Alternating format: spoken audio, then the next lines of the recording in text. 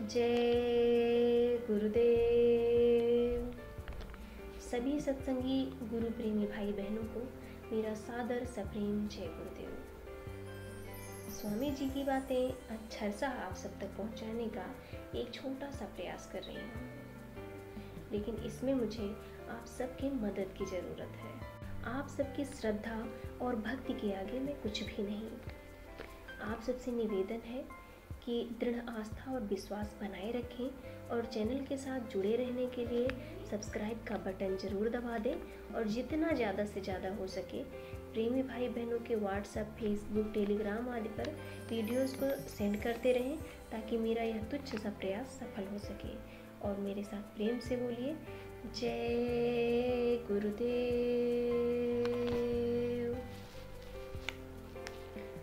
आज हम आपको एक छोटी सी और बहुत ही ज्ञानवर्धक कहानी सुनाने वाले हैं, तो वीडियो में लास्ट तक जरूर बने रहें। बहुत ही नसीहत भरी कहानी है, तो प्रेम से सुनिए। एक राजा के दरबार में एक अजनबी इंसान नौकरी मांगने के लिए आया।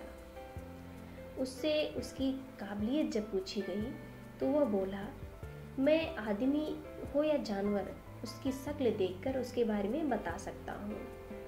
राजा ने उसे अपने खास घोड़ों के अस्तबल का इंचार्ज बना दिया। चंद दिनों बाद राजा ने उससे अपने सबसे महंगे और पसंदीदा घोड़े के बारे में पूछा। उसने कहा, महाराज, ये घोड़ा तो बहुत अच्छा है पर नस्ली नहीं है। राजा को ये सुनकर बहुत हैरानी हुई। राजा ने जंगल से घोड़े वाले को बुलाया और पूछा, तो उसने बताया कि महाराज, घोड़ा तो नस्ली है पर इसकी पैदाइश पर इसकी माँ मर गई थी। ये गाय का दूध पीकर उसके साथ पला बढ़ा है। राजा ने अपने नौकर को बुलाकर पूछा कि तुमको आखिर पता कैसे चला कि घोड़ा नस्ली नहीं है?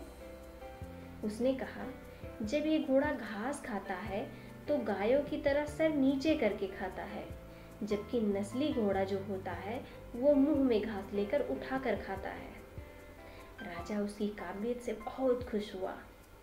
उसने नौकर के घर अनाज, घी, मुर्गे और अंडे बतौर इनाम भिजवा दिए और उसे रानी के महल में तैनात कर दिया गया।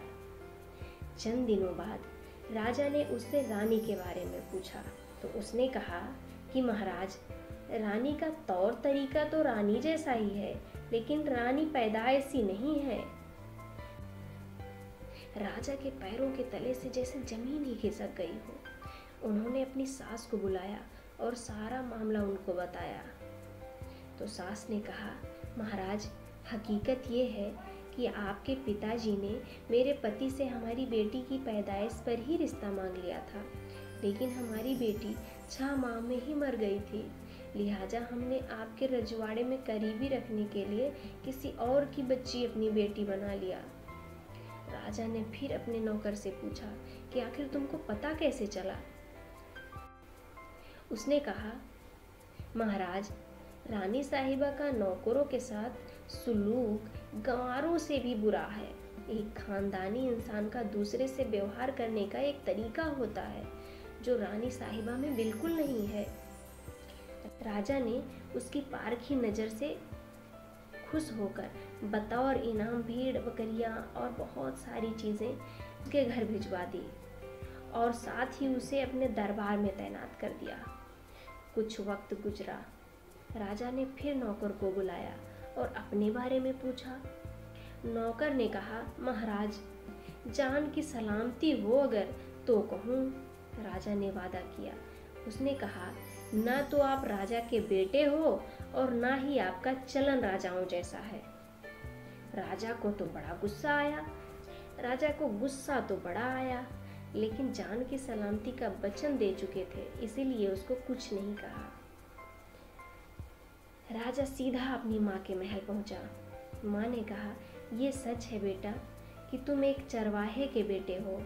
हमारी कोई औलाद ही नहीं थी तो तुम्हें गोद लेकर हमने पाल लिया। राजा ने नौकर को बुलाया और पूछा, बता, तुझे पता कैसे चल जाता है?